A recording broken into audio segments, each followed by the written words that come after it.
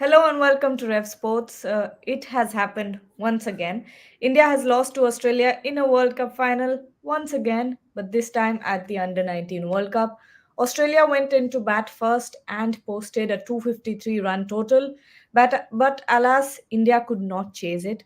I am Gargi Raut, your host, and joining me today for this conversation are Shomik Chakraborty, who will be joining us soon, G. Rajaraman, and Bharat Ramraj. Before we, head into all the details, I want to get initial reactions from both of you. Were you expecting this, Raja?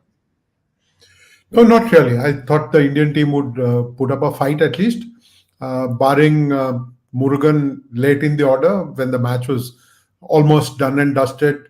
Nobody showed the gumption for a fight, and that was disappointing. I think the Indian team kept hoping that it would have one more partnership like in the semi-final, 150 plus partnership. That's not going to happen because this is Australia, and Australia never allows anybody to come in and win a match from a losing situation. Not good. It was never going to be easy. Tall score, the biggest score that had to be chased. I think India got outplayed completely, whether it was with batting, bowling, or with fielding. Bharat? See, first of all, I think India made some tactical errors as well. If you notice, the ball was seaming around a bit. There was a little bit of bounce right from the start of the match, and India picked a slew of spinners. They could have picked someone like Aradhya Shukla or someone like that. So they made tactical errors. Someone like Arshin Kulkarni has been struggling at the top of the order, but they keep batting him at the top, and they keep batting Sachin Das at right down at number 6. So they made some tactical errors as well. And they didn't even put up a fight finally. Australia definitely have a very good pace attack. You have to understand that their pace attack is really good for the prevailing conditions in Benoni, but India's performance was quite timid. And when you look back on the first innings, where do you think India went wrong, Raja? I think the last 10 overs, Gargi, 60 plus runs with just one wicket taken. I think India took the foot off the pedal. 180 for 6. Australia was down with only the later half of the batting left. I think India relaxed a little bit there. The captain probably didn't get his math right in terms of getting one of his premier bowlers to complete the 10 over quota. Here's a wicket taker who's been picking up wicket. And if you don't bowl him 10 overs, then even if it's been expensive, there's something wrong somewhere. I think India took the foot off the pedal. I don't know if it is complacency, Gargi, but I think India relaxed just that bit, thinking that Australia is not getting to 270 or 280, and we can get that score. But Australia has got a very good pace bowling attack, and the spinner picked up wickets as well. Macmillan picked up wickets as well. So I think India completely relaxed a little bit, not completely, but relaxed a little bit in those 10 overs. I think the game turned on its head at that point of time. And Bharat, when if you continue the point, the second wicket partnership that formed of 78 runs, uh, that's where I think Raja is talking about that they really took their foot off the pedal. And then when we look at the fourth wicket partnership as well, that's where the most runs were made. Yeah, once again, I go back the point that India picked too few seamers in those conditions. They should have picked someone like Aradhya Shukla or someone like that, because after the first few overs when Tiwari got hit, they had to bring in spinners. Arshin Kulkarni is not someone who is known to bowl a lot of overs, so they needed another seamer there. I think they made alongside being defensive. I think India also being alongside being defensive and complacent. I think India also made a few tactical errors that one has to understand. Even with the bat, if you notice, someone like Adarsh played too defensively up front. India didn't take advantage of short and wide deliveries, even half volleys. They let Australian pace attack. I understand Widler swings it late, the striker, someone who hits the deck hard, and Beardman was a lot of bubble seam. They have a good pace attack, but India allowed them to settle into their respective rhythms, and that is where I think, and that point that one has to consider, that's where India lost. Shomik, I asked Raja and Bharat both about their initial reactions of the game. Were you expecting this loss as well? You said in yeah. Yeah, Gagi.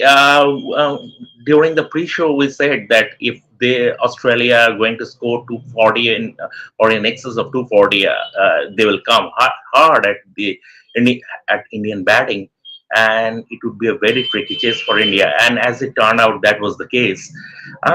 See, two things here. We have been, be it the senior level or junior level, we have been floundering under the weight of expectation. What happened until semi-final? Very few people barely take note of what the under 19 team has been doing in South Africa. After their win in the semi-final, I mean, there was a massive craze. The parents were giving interviews, and I mean, people are talking about the young boys. It created a weight of expectations. And once again, even at junior level, we don't want to be too critical, overcritical, as far as these young boys are concerned. But once there was the weight of expectations, they put themselves under pressure. It was evident right from the start. Indian field setting to start with was very defensive. Three or four occasions, ages went past the vacant sleep region. Even in the second over, when Naman Tayari bowled, there wasn't a second slip, and a boundary was scored through that vacant region. Against the spinners, three or four edges flew through that vacant slip region.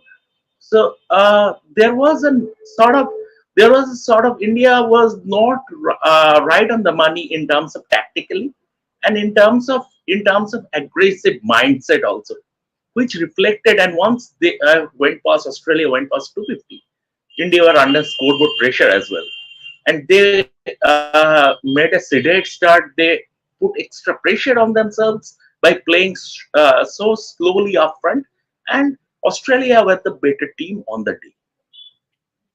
Raja, like Shomik says, you don't want to be too critical of young players, but we're looking at a 79 run margin. So, when you look at India's batting, do you think the Indian batters were playing a bit recklessly? Gargi, this is the biggest defeat in terms of runs in World Cup Under Fine. 19 final. I Hmm. don't think this Indian side is actually reflects that margin. I think they played poor cricket today. I don't think it was reckless, as Shomik pointed out. India batted very slowly in the beginning. I think they. I don't know if it was scoreboard pressure, or whether it was pressure of expectation, but their tactic was very poor at the start. Of course, the Australians bowled brilliantly with the new ball, but there was no attempt to push the scoring rate. I think all that added up, and the later order batsmen had to try something fancy to get those runs. But until it was Abhishek Morgan who actually played the most sensible knock today from an Indian perspective. None of the Indian batters was able to bat with that calm head. Even when the scoreboard pressure is on you, you need to have a calm head.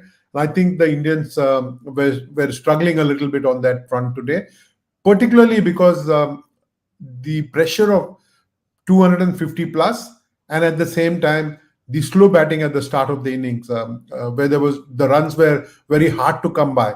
This was a typical Indian strategy through the tournament: preserve wickets and then go for plenty of runs, try and get those runs toward the middle and later stages of the inning.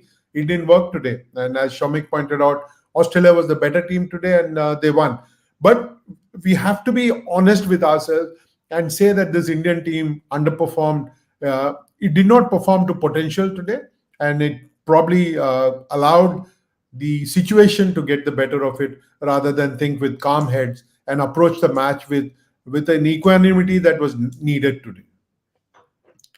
Bharat, I know you can't do anything about a toss, but in hindsight, if that toss was won by the Indian team, would things have been different? And plus, should a 253 target be chased by the Indian team, the kind of talent we have in that team? So I think we have already discussed that India were a little too defensive up front. Someone like Adarsh Singh, I think he has a good technique, but played too slowly. And from there, it was very tough. Someone like Sachin Das should have come slightly up the order. I think he was coming too low down the order. The kind of talent he has. coming out to bat at number 6. I think had too much to do.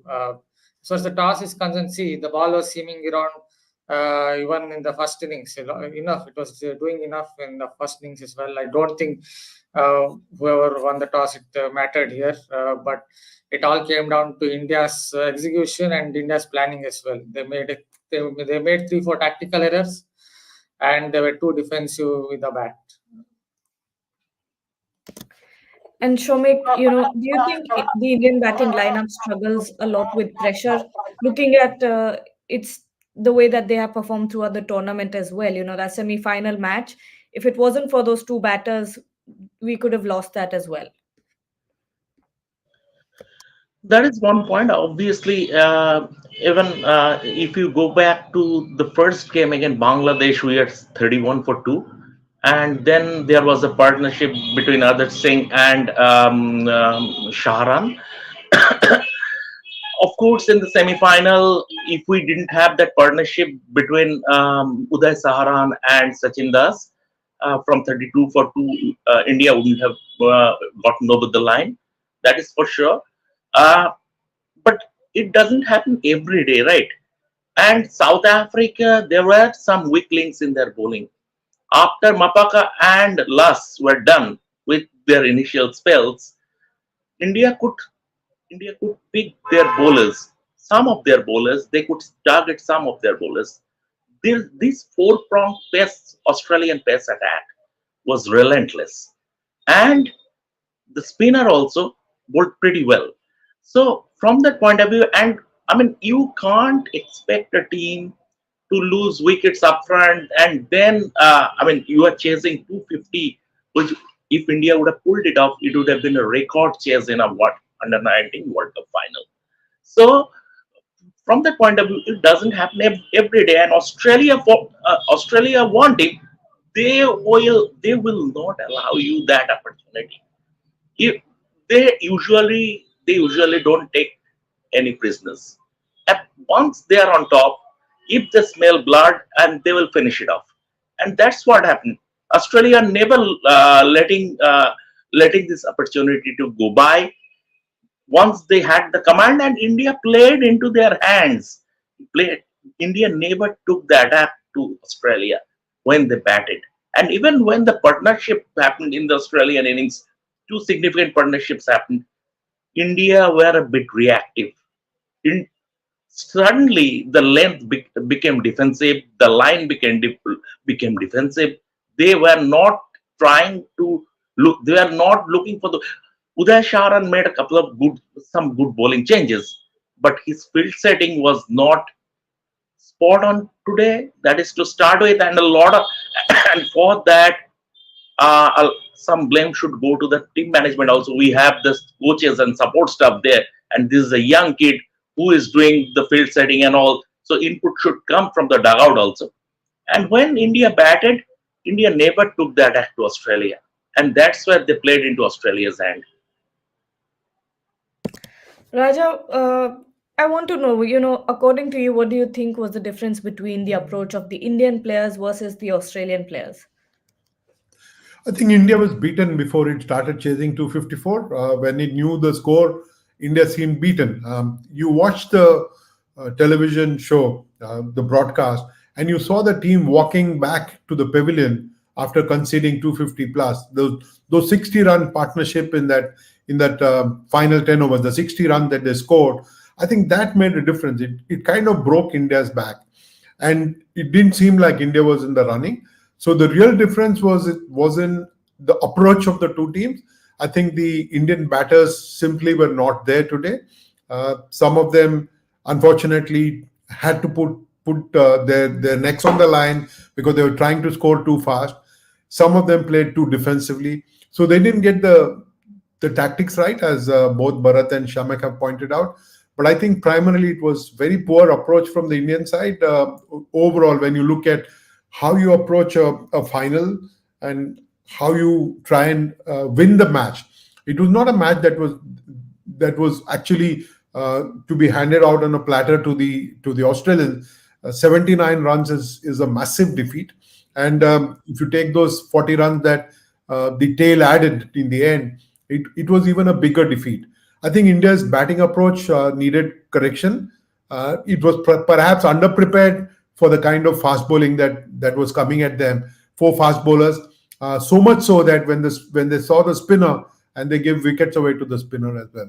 So unfortunately for India, on the losing side, I know a lot of people are talking about how India has now lost the World Test Championship final, the World Cup final as well, and now this final in the under 19. But this is cricket, Gagi, and I think we need to accept that one team shows up on the park with a lot more intent, and that was Australia today. Unfortunately for the Indian under 19 side, it tried its best in the first 40 overs of the game, but after that it was completely outplayed. And Bharat, the final question to you, also talk about Australia and how Callum Vidler could be a real find for Australia at this moment. Yeah, I talked about him in the copy as well. If you notice, just if you read through the copy in the morning, that he's someone who swings the ball late, so at pace, and he has a good short ball as well. We generally don't see swing bowlers coming out of Australia, but they found one.